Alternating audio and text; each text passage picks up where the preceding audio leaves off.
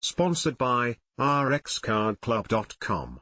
Get a free prescription drug card and save up to 85% on prescription drugs.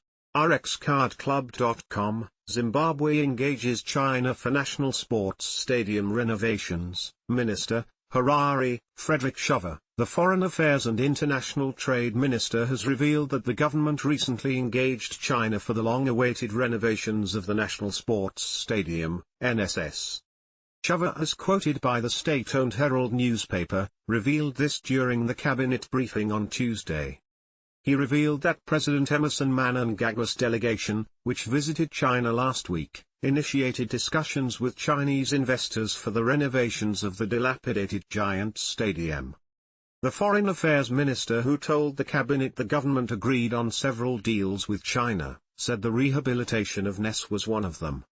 Another deal of interest is the rehabilitation of the National Sports Stadium. You all know the state of the National Sports Stadium and how it has been unable to accommodate or host certain matches, said Shava. So, we are going to be looking at its rehabilitation and we will be working with the Chinese in this regard. NES is currently barred from hosting international matches due to its failure to meet the Confederation of African Football, CAF, standards.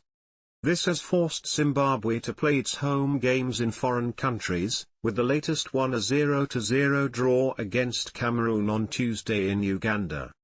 Last year, they hosted Nigeria at Huye Stadium in Rwanda, and recently they also played host to Lesotho at the Orlando Stadium in South Africa.